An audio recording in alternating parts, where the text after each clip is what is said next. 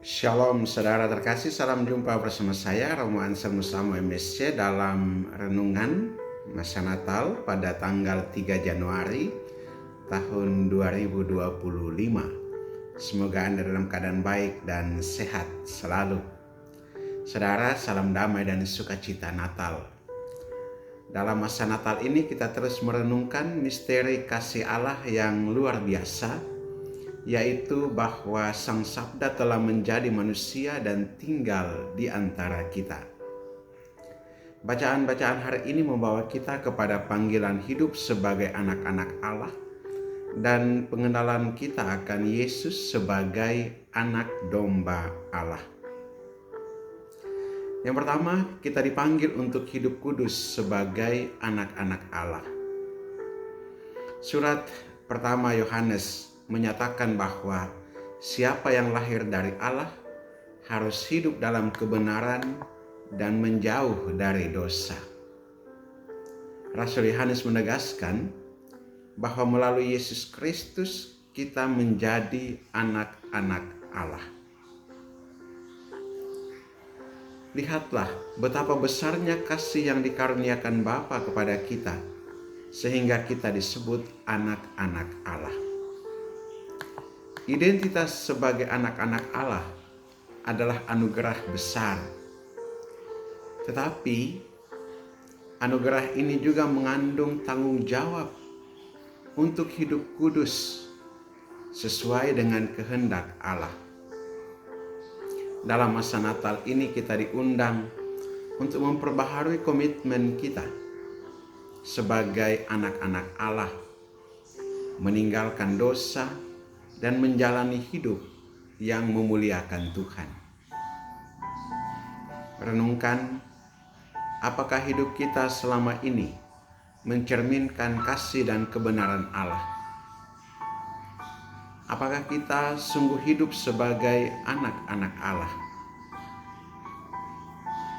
Yang kedua, Yesus anak domba Allah yang menghapus dosa dunia. Injil Yohanes membawa kita kepada pengakuan Yohanes Pembaptis. Lihatlah anak domba Allah yang menghapus dosa dunia. Pengakuan ini adalah inti dari keselamatan kita. Yesus Kristus adalah anak domba Allah yang dikorbankan demi menebus dosa-dosa kita. Kelahirannya di Bethlehem adalah awal dari perjalanan menuju salib di Golgota, di mana kasih-Nya dinyatakan secara sempurna. Natal tidak hanya merayakan kelahiran Yesus, tetapi juga mengingatkan kita akan misinya untuk menyelamatkan kita dari dosa. Karena itu namanya adalah Yesus, Juru Selamat. Oleh karena itu, masa Natal menjadi waktu yang tepat untuk merenungkan kasih-Nya yang tanpa batas dan memperbarui iman kita kepadanya. Renungkan, apakah kita telah menerima Yesus sebagai anak domba Allah yang menghapus dosa-dosa kita? Bagaimana kita membalas kasih-Nya? Yang ketiga, dipanggil menjadi saksi Kristus. Yohanes Pembaptis memberikan kesaksian bahwa Yesus adalah anak Allah. Kesaksiannya menunjukkan keberanian, kerendahan hati, dan kesetiaan pada kebenaran. Kita juga dipanggil untuk menjadi saksi Kristus di dunia ini. Sebagai anak-anak Allah, hidup kita seharusnya mencerminkan terang Kristus.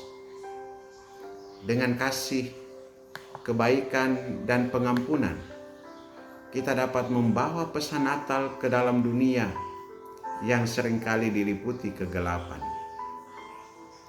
Renungkan, apakah hidup kita sudah menjadi kesaksian tentang kasih Kristus? Bagaimana kita dapat membawa terang Kristus ke dalam keluarga, komunitas, dan masyarakat di sekitar kita? Yang keempat, melihat dan mengenal Yesus dengan iman. Yohanes Pembaptis mengenal Yesus bukan hanya dengan mata jasmani, tetapi juga dengan mata iman.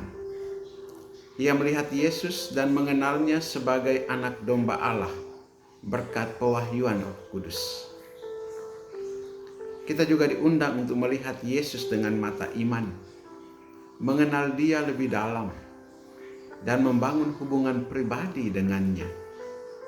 Melalui doa, sabda Tuhan, dan sakramen, kita dapat semakin dekat dengannya dan mengalami kasih-Nya yang memulihkan. Saudara-saudari terkasih, dalam masa Natal ini, mari kita merenungkan kembali panggilan kita sebagai anak-anak Allah. Lihatlah Yesus, anak domba Allah yang menghapus dosa dunia. Sambutlah Dia dalam hidup kita dengan iman, syukur, dan kasih. Biarlah hidup kita menjadi kesaksian tentang kasih Kristus, sehingga melalui kita banyak orang dapat mengenal Yesus dan menerima kasih-Nya. Semoga damai dan sukacita Natal senantiasa menyertai kita semua. Berkat Allah yang Maha Kuasa turun dan tinggal atasmu, dalam nama Bapa dan Putra dan Roh Kudus. Amin.